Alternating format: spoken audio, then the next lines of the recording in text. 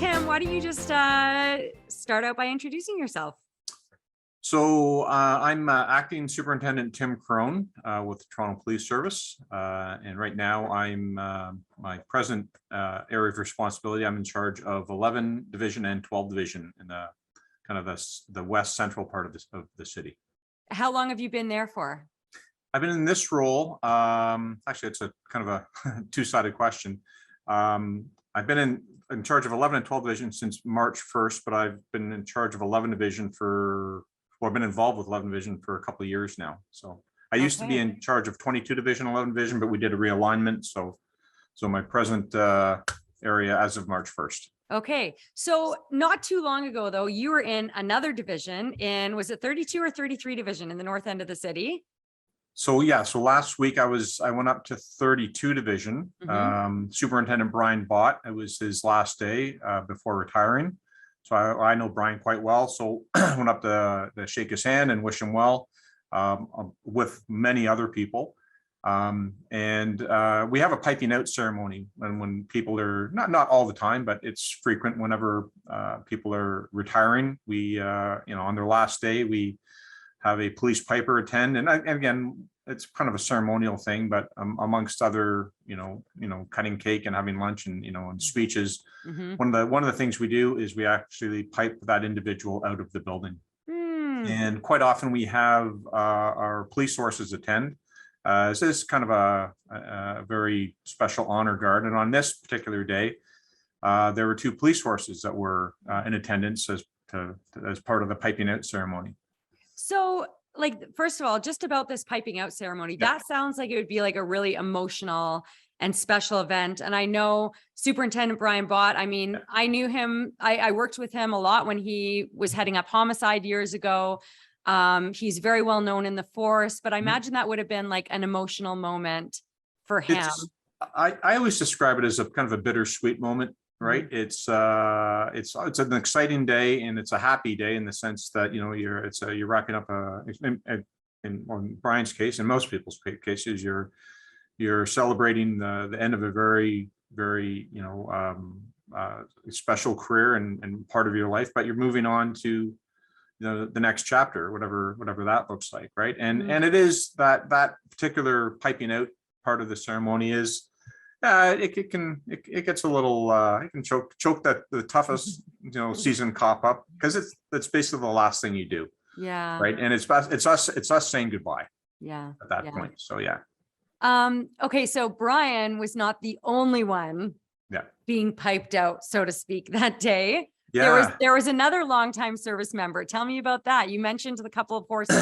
So I was a member of the mounted unit years ago. I was a staff sergeant there for just a little over 5 years, and so I've got a very, very and to this day I still have a close connection with the mounted unit. I still ride and still make it a place that I keep in contact with. So when I arrived on this particular day, knowing the horses were there, I always seek out the horses first, because I always like to go and give them a pet and say hello. And I always know, by and large, I know the people that are working as well. So as I parked my car in this day, the two mounted officers were just getting ready in behind 32 Division. So I immediately went over, and I recognized one of the horses. He was my old horse, Simcoe. And when I was at mounted unit, I rode Simcoe many, many times, and some very historic events as well.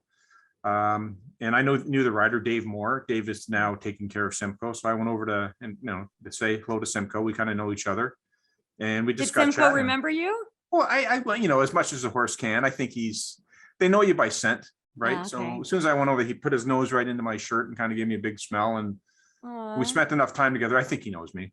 Oh yeah. And so I was kind of giving him a pat, and we're chatting away, and I could see I know Simcoe was one of our longest serving mounts, and I knew that he was approaching retirement, and I could see that he had even in the last year he had aged a little bit. He's got some gray around his eyes and around his muzzle that wasn't there before. So, and actually Dave said right away, he goes, do you know, this is Simcoe's last detail. He's retiring actually right now, today. He's done as of this morning. Wow. He's probably en route to his new home as we speak. Wow. So yeah, so like I said, I knew it was coming, but I didn't know that it was, within days. Right. Yeah. So yeah, so it was a special day for Simcoe as well. Yeah, no kidding. And for his last duty to be, part of this Yeah. piping out ceremony for Yeah. another longtime officer. Yeah. So tell me, acting superintendent, Mhm. like I want to hear more about your time in the mounted unit, Right. because I think that a lot of people in Toronto, they think of the mounted unit, they're either thinking of it as part of the public order unit or in the entertainment district, back in the day when it was, jumping. I don't know, maybe it is Right. again, but I'm Right. past those years. But or just like walking by the messes that they make sometimes downtown. So tell me, like, were you a horse guy before you went to the mounted unit? I wouldn't call myself a horse guy. I've always been a big animal guy. I'm a big animal lover, like many people. But I knew when I joined the police, the mounted unit was one unit that I always wanted to work in. And I wasn't sure that I was going to get there because there's many different paths you can take with the Toronto Police. But that was one that I was always kind of on my radar to get to, just because I do have a love of animals. But I was never a horse person. I never rode, other than when you're, 5 years old on the pony kind of thing for your birthday. But I'd never had any formal training. I'd never pursued it as a pastime at all. But that's not a hindrance for us, because when you join the mounted unit, we almost prefer that you have no training at all, because the basic, it's called the basic equestrian training course that the mounted unit runs, and we train our own people. It's one of the longest courses that we have. It runs about 4.5 months, right, from start to finish. So day one, when you come in, and in my case, having no training whatsoever at all, like I've just, other than looking at horses and liking them, I knew nothing about them. Yeah. And that course trains you not only to ride, right, but to ride specific to being part of a public order unit, in terms of crowd management, how to deal with horses in a very dynamic environment in the downtown core, right? But it also teaches you basically everything from horse care, veterinary, basic veterinary medicine and care. So it's a very intense course, and by the time you're finished and ready to go, and if you're successful, you're very quickly up to speed on not only how to ride and how to ride properly, but also on how to take care of the horse.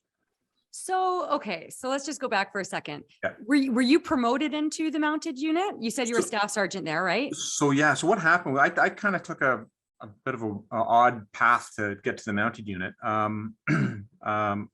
I was a sergeant actually, and a good friend of mine. I was at the ETF for many years. I got promoted from the ETF. I became a sergeant, and a good friend of mine who I worked with at the ETF left the ETF to join the mounted unit.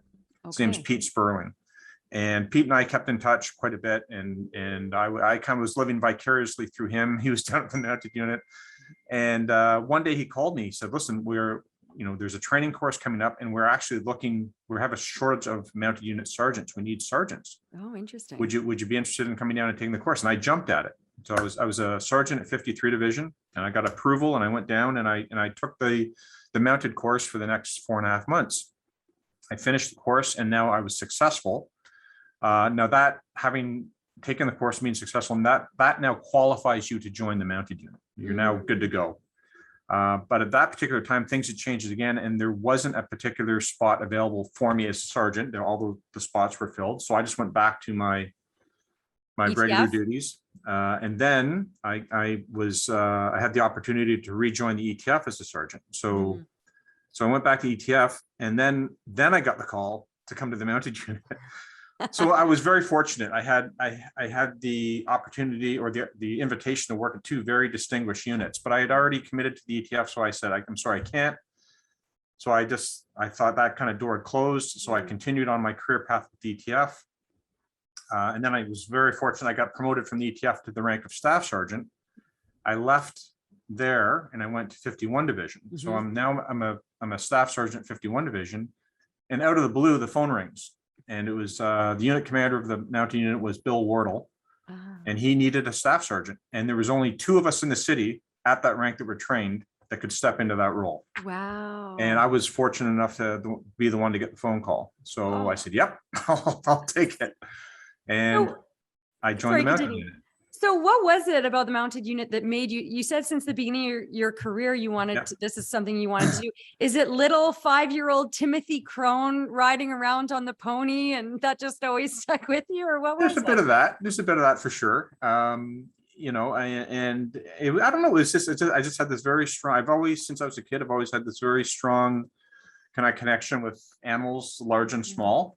And, but in particular with the police horses, they're just big regal animals. And the more I knew about the unit through my friend Pete, right. And just getting to know more about the workings and the responsibilities and everything involved with the unit, that just kind of, fan the flames of my desire to go there. And yeah, and it was everything and more that I ever thought it would be once I got there. Right. Again, and there's a lot that goes into the mounted unit. The mounted unit is it's the oldest unit within the Toronto Police Service. They've been in existence since 1886. Wow. Yeah. And so Did every police officer ride around on horse back then? A lot of them did, like way back then. Yeah, that was the major mode of transportation for a And lot was of it officers. cowboy hats instead of the No, current service It was hats? very English. It was very, our tradition is steeped in, kind of the big bobby hat and all that. So that's kind of our roots as an organization, right? From the English policing model, right? So way back then, the horse was the prominent way of getting around the city. If you go down to the mounted unit, our headquarters, it's almost like a museum down there. We have historical pictures of that era that show, the horses throughout the city, right? And as time went on, obviously technology changed, and cars became the prominent way for officers to get around. Obviously, the need for the horse decreased, or it's replaced by vehicles, right? But there is still a role for the horse to play in policing, and still to this day. So let's talk about that. So as the mounted unit sort of dwindled, police cruisers came in. Why keep this unit around? That like very few police services have a mounted unit, right? But Toronto Police for years obviously has deemed it essential. Why? Like, tell me about the mounted unit. What do you guys do? I mean, not you guys right now, but when you were there, what does it do?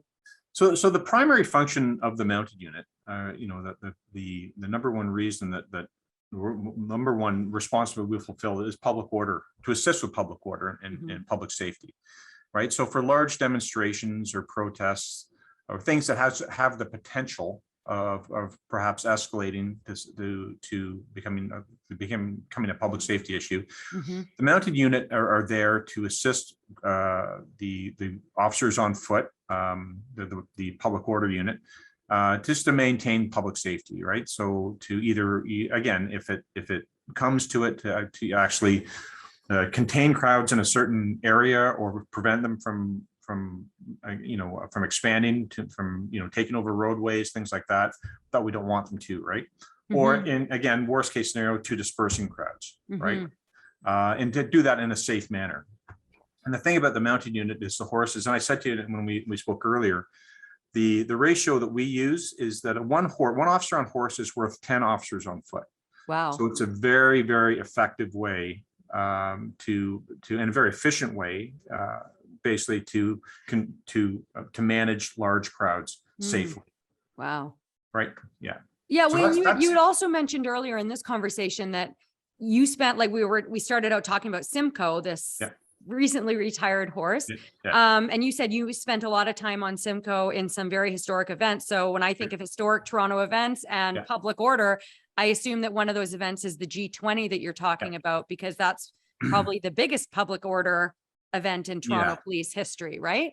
Yeah. So I was on Simcoe he was my dedicated G20 horse. So I rode him every day of the G20 for long days and long nights, right? So the horses put in very long days, as did the officers during that event. So yeah, and it was very, at its height, obviously, as we all know, it became a very, very dynamic situation. A lot of not just one crowd, but many crowds in different areas of the downtown core Mhm. right? That were protesting different, different issues, right? And so we had the entire mounted unit out at that point, which was Mm. close to 30 horses. Oh, wow. Right. Yeah. Yeah. And again, we were pivoting around, going from different, from situation to situation. Right. And Mhm. everything from, we had cars on fire, we had barricades, we had, some fairly aggressive crowds. Yeah. So So yeah, it was a were busy you day. like galloping through the streets of downtown Not, Toronto, or were not so you much, mostly in one place and then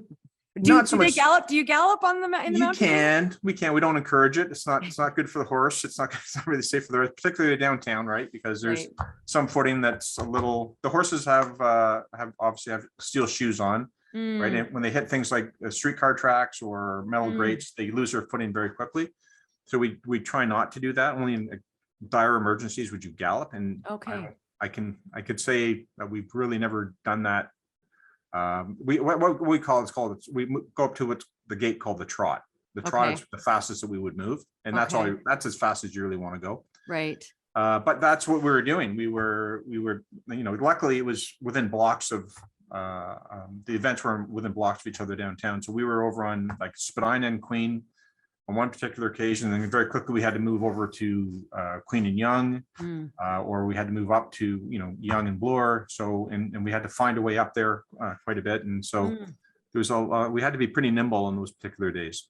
So when you talk about, you said it's like one horse officer combo. What do you call it? What do you call the horse and officer? Is there like one unifying You word? just the officer and mount. That's what we Okay, call it. officer and mount. So one officer and mount is the equivalent to, you said 10 officers on the ground? 10 officers on foot. Yeah. Yeah, yeah. So, yeah. So what is it that makes these horses so effective? Is it that they're just their big overbearing presence? Like people just don't want to mess with them, or what is it?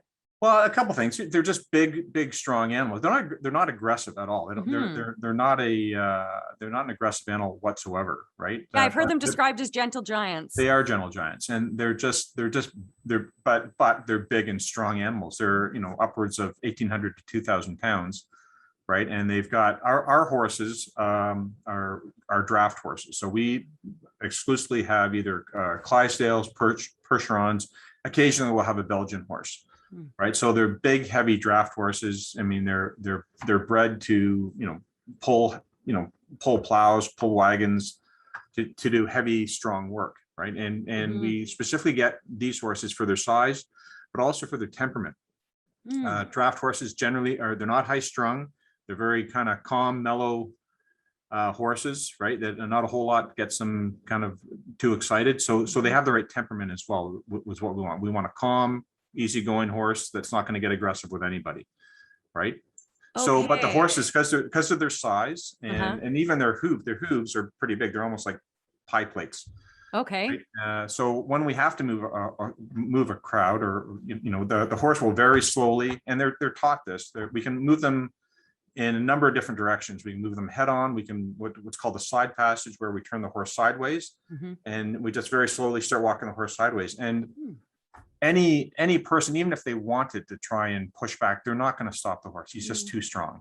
And who wants to push a horse? Some people try. Some people do try, right? And they just kind of think they can stop the horse from, and you're not going to stop. And they realize, okay, I'm not stopping this horse. And that's just one. Now, once we line up a few horses, it's basically a wall of horses sidestepping. And again, it's just very slow. It's just at the walk, right? And very quickly, the vast majority of people realize, okay, we're not going to be able to go the direction we want to go in anymore. The horses are putting an end to that. So you mentioned that they're like these gentle giants, or I think I mentioned that, and you said you would agree with that. So then how does a horse react if there is somebody in their path that that is on the ground or something? And is this horse going to step on this person? Are they going to go around this person? Like what does that work? The horse will do everything they can not to step on somebody. That's just intuitive to them. They don't want to step. They're very cognizant about their footing. Anything that is not comfortable for them, and particularly a person, they're not going to step on. They're going to either try to step over or go around. Right. That's just in their nature. They're very they know where they're stepping and where their feet are going. That's kind of forefront in their minds at all times. So so we have had people that have lied down, right? And the horse, and I've, they've lied down in front of me, and the horse will just step over. Ah, Yeah, because that must he be a does pretty it, 'cause- freaky situation for that person. yeah, it's I don't recommend that to anybody. Right, Yeah. right. It's yeah, but the horse will absolutely will do everything it can in its power on its own without me giving it any cues or anything. It will step over you. Mm. Yeah. Okay, so you talked about, it was interesting how you mentioned that officers who go to the mounted unit, how you actually prefer that they don't have any, Yeah. prior history with horses. And that in itself, I think is very interesting because I always thought when I was working as a reporter in Toronto, when I would see the mounted unit, I'm like, where are all these cowboys and cowgirls coming from? Like, how is it that so many people in Toronto police are trained with horses? So that's interesting that they're not. What about the horses? Are they trained at some police horse farm before they arrive No. at Toronto Police? No, a lot of people think we breed our horses. We don't breed our horses. We purchase them. We have a number of different horse brokers and horse farms that we deal with that are regular suppliers to us. So basically, no, the horse, when we go out, they know exactly the type of horse we want, the size, the age, the conformation, the characteristics, right? The temperament. So they, they basically say, well, and they know we have a turnover every year of, 3 or 4 horses on average. So basically when we bring a horse in, he is, and generally it's a male horse, and I can explain why we go with male horses, but that horse is basically, it's been ridden. That's one of our stipulations, that it has had a saddle on its back and it has had someone on its back, but that's as far as it goes. So when we bring the horse in, we train the horse. These horses, they come right from the countryside, from the farms. They've never been in the big city. They've never seen streetcars or big trucks or big buildings or anything like that. So we have to train them, to adapt to their new environment.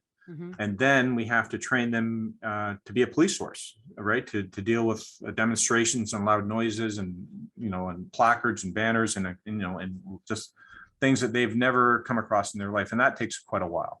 So, right? So how do you train them? Like, do you have a big training area? Yeah. Yeah. We have, so down at the mounted unit headquarters, which is down in the Horse Palace on Exhibition Place grounds. Right. That's where all the horses are stabled. And then within that facility, there's an indoor ring where we do the vast majority of our training. And that's where we start, basically, right? And basically, and it's a very tiered approach, right, to getting the horses, to building them up to the point where we can actually take them out and put them into a live public order situation, right? And it's just a slow introduction, right? We introduce different types of stimulus and things that they haven't seen before. We get them comfortable with it, and it's just repetition to the point where, okay, in the horse's mind, I've seen that a number of times. I know it's not going to hurt me, and we have them, the new horses, we have them work with the horses that are veterans, right? And horses are herd animals, right? So they will look to the other herd for, to follow the guide of the kind of the matriarch of the herd, right? So they'll go they'll do whatever the other horses are doing. So that's part of the You guys process. are okay with this? Yeah. Yeah, Are we exactly. okay with Right. going near these streetcar tracks? Yeah. Okay. Exactly. Right.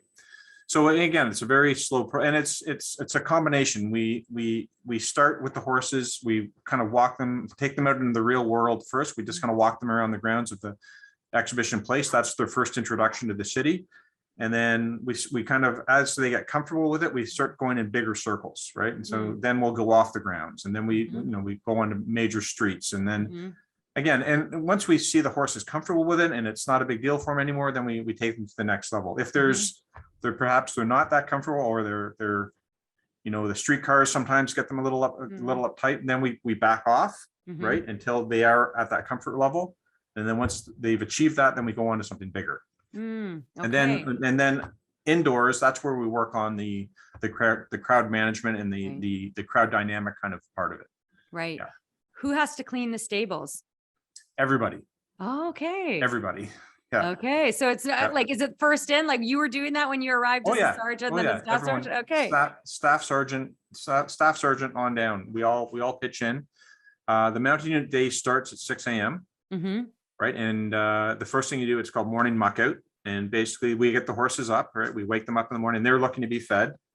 So we have a team of people that will immediately tend to feeding the horses, and everyone else, we do a muck out. So basically we're cleaning out their stalls, we're taking out their night bedding, which is wood shavings, right? And basically it's like making their bed in the morning, right? We're making their bed for them, right? And we're cleaning it up for them. And then we sweep, basically we clean the barn from end to end, right? And get it all spick and span.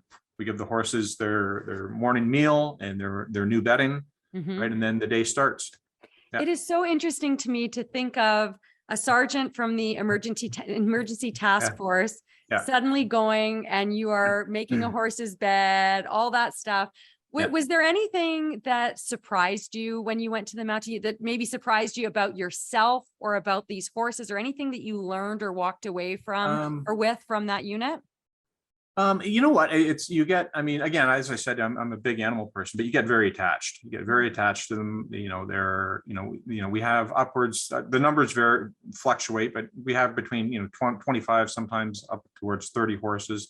And you do get very attached to them. They're all different. They all have their own distinct personality and their own distinct moods, right? And you get, and I'm not speaking for myself, everybody, you get very, very attached to them. You're protective of them. Right. And we have a saying down in the mountain unit, the saying is horses come first.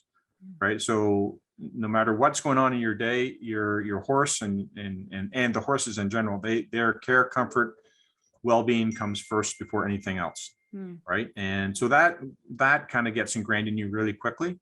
Right. And because I mean, without the horses, we'd have nothing. Right. Because we can't do our jobs without them. Right. And so that's where they are the priority down there.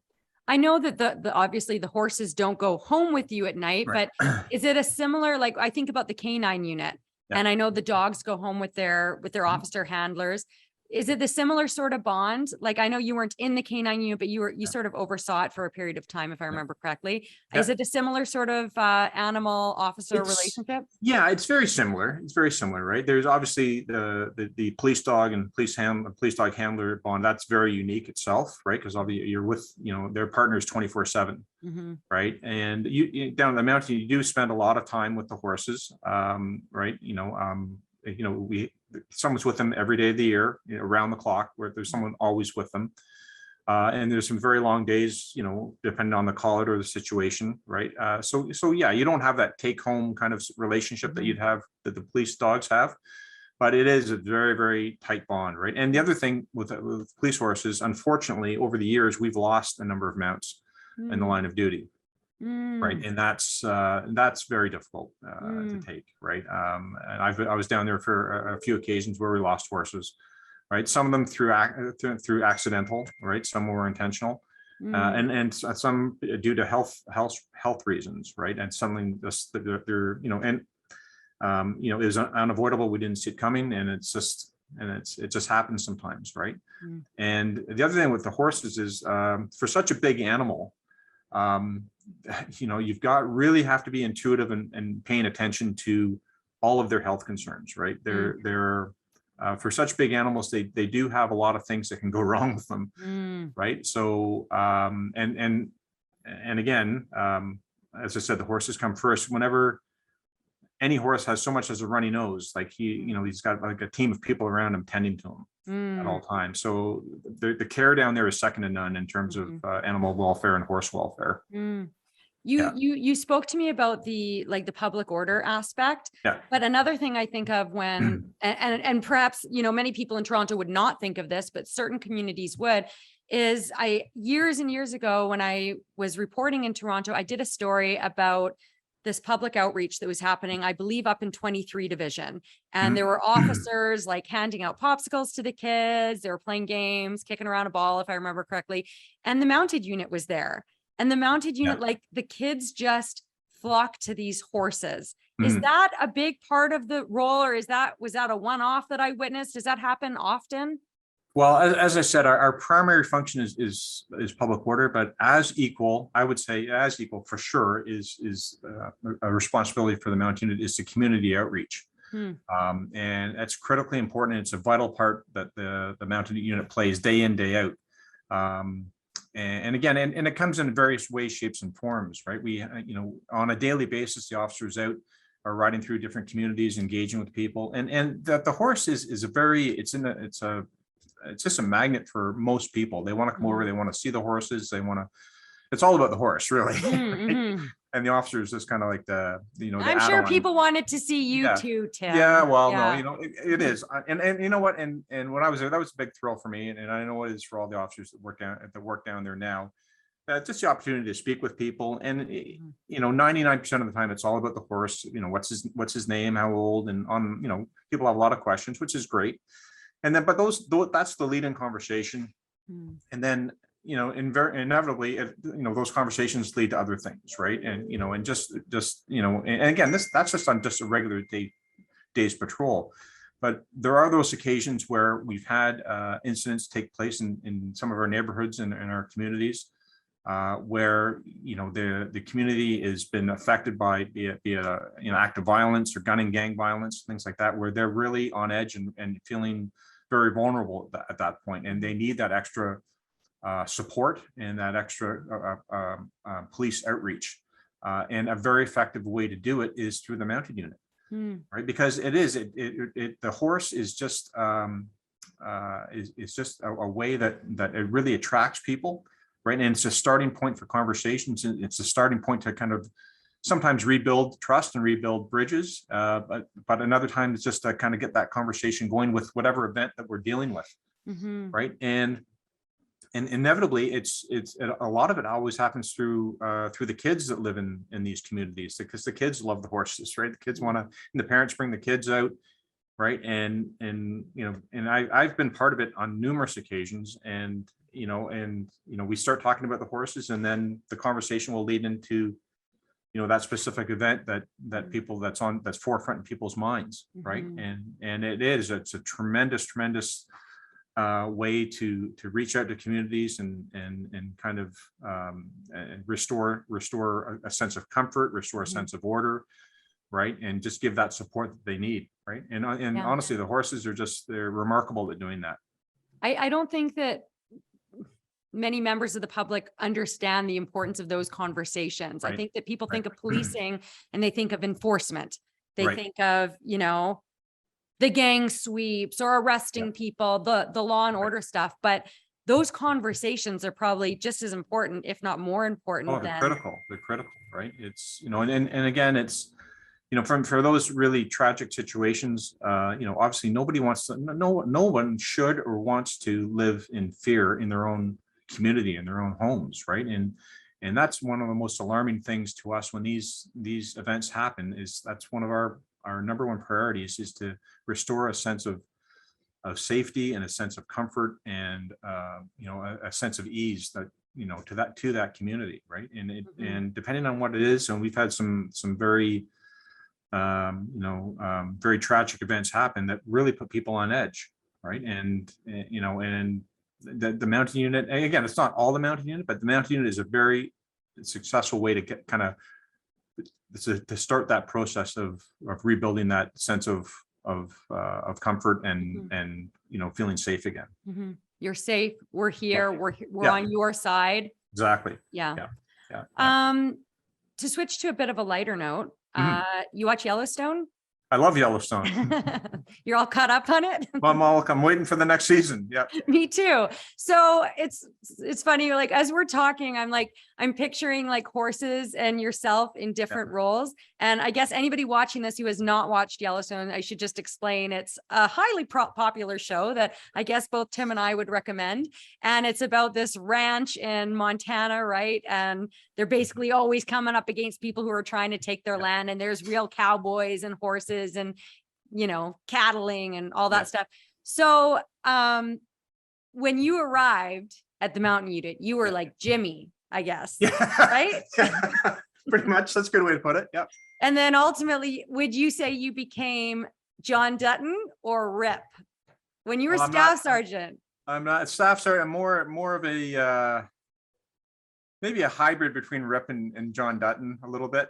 Okay. More John Dutton than Rip, I think. Yeah. Okay. Yeah. The John Dutton, more kind of level-headed. You don't have the violent tendencies or anything, but Rip, perhaps you gained his horse skills Yeah. and team leadership skills. Yeah, Rip's more about he's more about a getting the job done kind of thing. Yeah. And sometimes you've got to put on that hat. Yeah. But I'm more, I would describe myself in the staff sergeant role. You're more of a ranch manager, right? Okay. You're more about, because you really are a manager, right? Yeah. You're taking care of all the administrative and logistical issues and staffing issues with the unit, right? And making sure that there's a lot of different moving parts to running the mounted unit. And so you've got to be in tune to a lot of that. You're dealing with a lot of different suppliers and horse issues and health issues, staffing issues, and then also community issues as well, right? But John Dutton would never be cleaning the stables. I I mean, Rip wouldn't even. Jimmy would be cleaning the stables. So I think if he had to, he probably would. I think there's a couple scenes where I recall him actually tending to his horse and maybe he had a shovel in his hand once or twice. Okay. But yeah. he would still go out on the horses as you did. Yep. So on that note, you said you had a very special bond with this horse Simcoe. Even when you were a staff sergeant, you would go out and ride on Simcoe sometimes.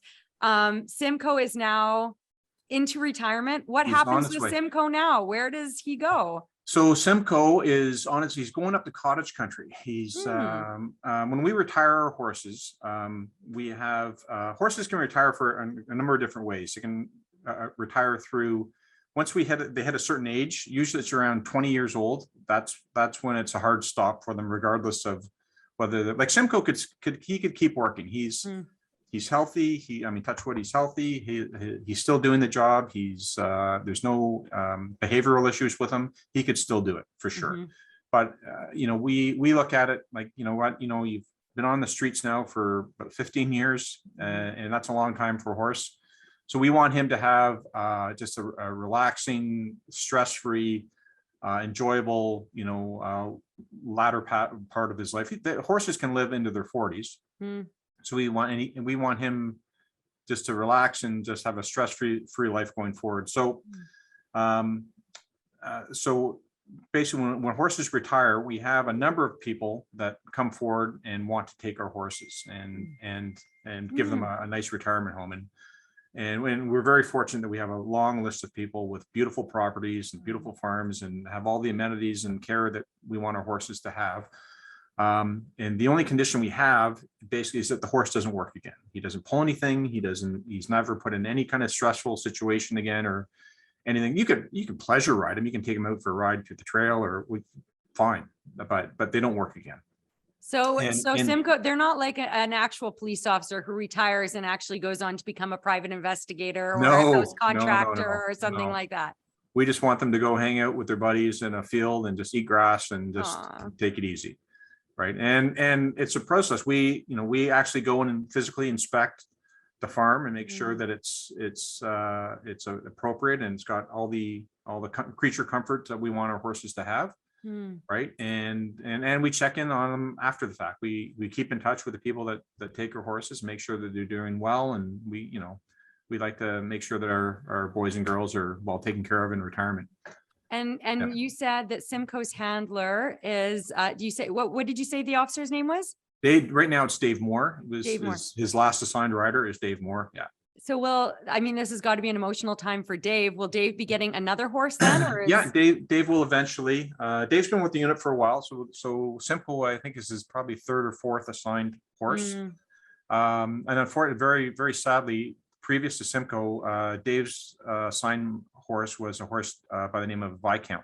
And unfortunately, Viscount died on Christmas Day in the stable. He had an acute onset of colic, which can be lethal for a horse, and it was for we had to humanely put Viscount down because he was suffering.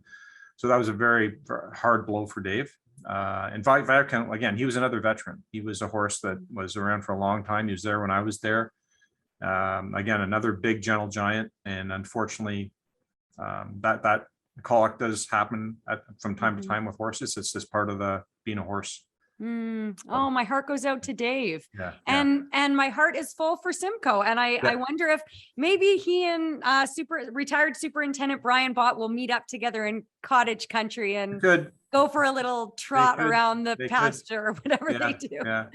It's funny when we get updates from the people that take our horses, like our horses, when we have them, if you've noticed, they don't have our manes. We shave the manes off them. Right? Mm. That's part of the public order process, right? Because we don't want people pulling on the Well, I was just, the yeah. mane. Yeah, so we always shave the manes, and it's part of the kind of the military tradition, right? We're based on English military riding, so part of the military is they would always shave the mane. So obviously in retirement, they get to grow their mane back, right? So the people that have adopted our horses will usually send us a picture, 6-7 months down the road, and we don't recognize them anymore. Wow. So they have these big long manes now, and they've got big long forelocks, and and they're just a bunch of hippies up in cottage country. it's like growing your retirement beard, right? Yeah, exactly. And yeah, but it's great. I mean, they're happy, and they're and I'm sure in a few months we'll get a picture of Simcoe, and we won't recognize him anymore. He'll have this long mane going, and just Good for Simcoe. Yeah. Oh, I love it. Yeah. Well, thank you so much for taking the time, Acting Superintendent. Is there anything else you wanted us to know about the mounted unit or police officers or yourself? Well, I was very, very fortunate to be a member of the mounted unit, and I still, a big part of my heart still resides there. You can't see it in my office. I've got pictures up here.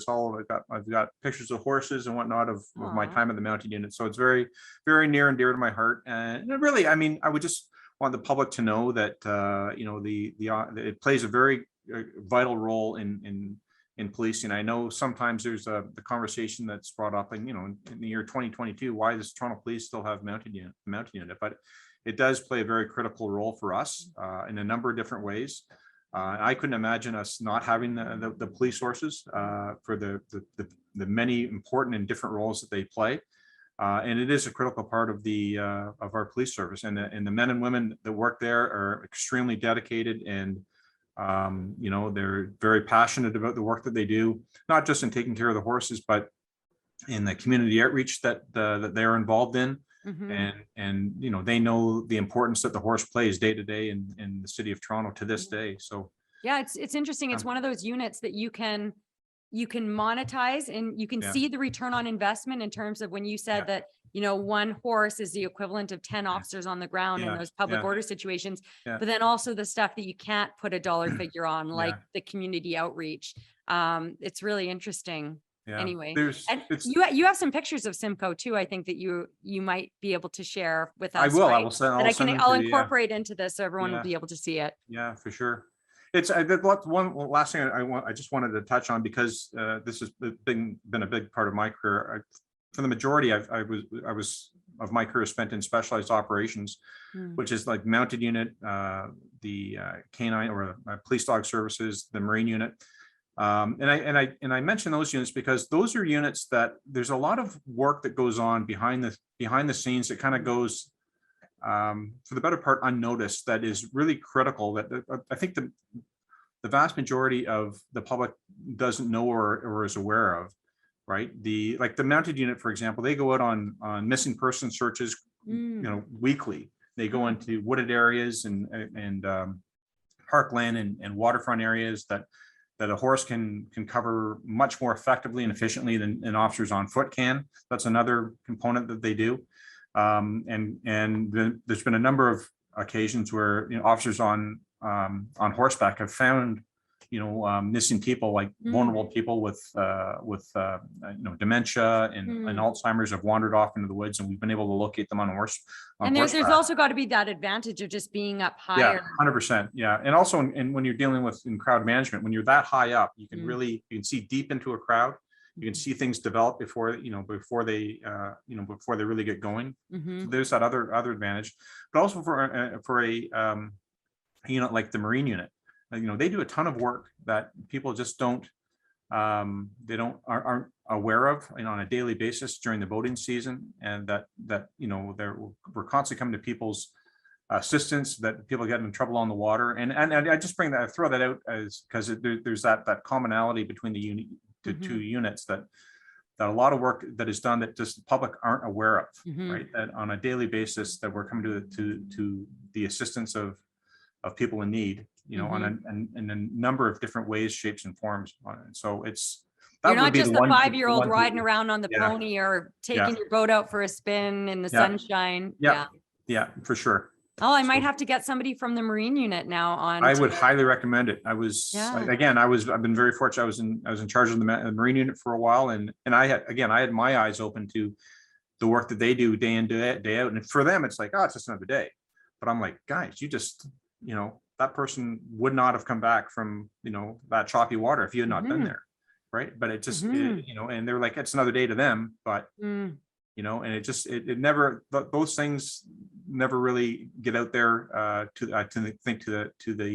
the general public as much as I would like it to see it happen. Yeah. You've had a really interesting career. Where is really next for you? Where I don't know. Is there anything you haven't done yet or haven't overseen yet where you'd like to go? I've been very, very fortunate in my career. I've worked with some great people. I've worked with some great specialized units. I also did a tour of Afghanistan. I was deployed there for a year as well. So, and again, I was very fortunate to be able to do that because we had an international policing program. We still do. Right. I met another officer who did that before. So you didn't have a military background? No. Wow. No. What year did you go over to Afghanistan? I was there actually. Well, that's the reason I left the mounted unit. I actually got promoted to inspector, and they almost happened simultaneously. I left the mounted unit, got promoted to inspector, and then this opportunity came to go overseas, and that's when I went. So I was there from 2011 to 2012. Wow. Yeah. And what sort of work were you doing over there? So I wasn't planning on talking to you about this. I had no idea, but I think it's really interesting. So I went over there with a group. There was 10 of us in our rotation. And at that time, we were rotating people in and out on a yearly basis to specifically Afghanistan. And generally at about 10 at a time. So 10 would go in, 10 would come out. So my role over there, I was assigned to what was called UPOL, which was European Policing Group or Alliance. And basically, our responsibility was to assist in the development and establishing community-based democratic policing in Afghanistan. So we worked with all sorts of international partners, Canadian military, U.S. military, the coalition forces, and basically, and again, I worked with counterparts from the European policing community. And our primary goal was just to try to establish democratic community-based policing, basically from nothing.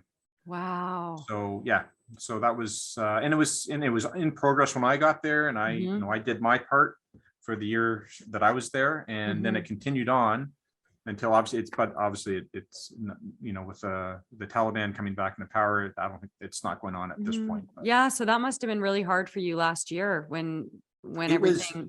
It was really bizarre to watch it because I was watching the coverage on the news like everyone else, and the base that I lived on was very, very close to the Kabul airport. I was based in Kabul, but I traveled throughout the country. But I lived in Kabul for the majority of the time, and my base was very, very close to the Kabul airport.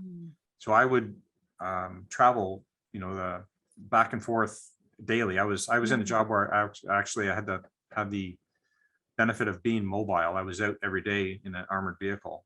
So when I was watching this unfold on the news, I knew exactly those spots. I'd driven those roads daily.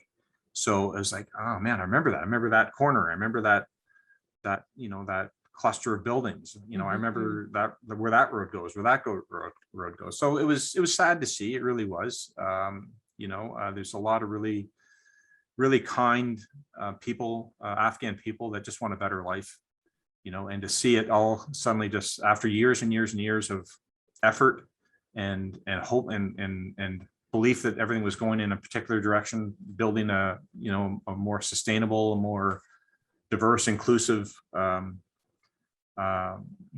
community over there. Suddenly it all just kind of falls apart. It was sad to watch. Yeah, that is.